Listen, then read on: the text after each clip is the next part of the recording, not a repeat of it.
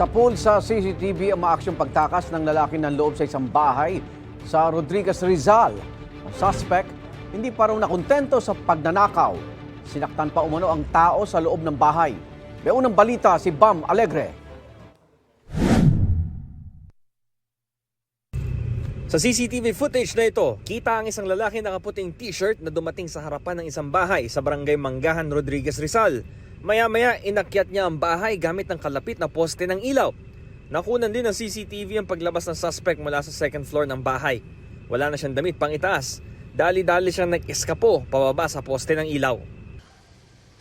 Ito yung poste sa may CCTV kung saan nakita yung suspect. Dito yan sa ating likuran. At ayon sa biktima, bukod sa pagnanakaw, sinaktan din daw siya ng suspect. Ipinakita ng biktima sa pulisya ang mga natamo niyang sugat mula sa suspect. Natangay raw ng suspect ang bag niya may wallet at may lamang 3,000 pesos at mga ID. Matapos magsumbong ng biktima sa pulisya, nagkasa sila ng follow-up operation para mahanap ang suspect na natukoy bilang isang delivery rider.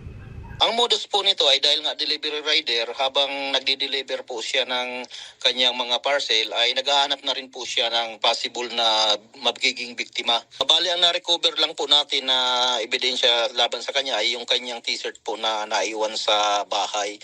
Sa wallet yung nanakaw pong bag na may laman pong pera at ID ay hindi na po natin na-recover sa suspect. Sa tulong ng tip mula sa barangay, natuklas ang sinubukang bumalik ng suspect sa pinangyarihan ng krimen dahil hinahanap daw niya na walang t-shirt. Dito na natrack ang kanyang pagkakakilanlan at ang tirahan niya sa kalapit na barangay San Isidro kung saan siya naaresto. No comment ako dun, sir. Naharap ang suspect sa kasong robbery pati na rin physical injury dahil sa pananakit sa biktima. Ito ang unang balita sa Rodriguez, Rizal. Bam Alegre para sa GMA Integrated News. Igan, mauna ka sa mga balita. Mag-subscribe sa GMA Integrated News sa YouTube. Sa mga kapuso abroad, subaybayan nyo kami sa GMA Pinoy TV at sa www.gmanews.tv.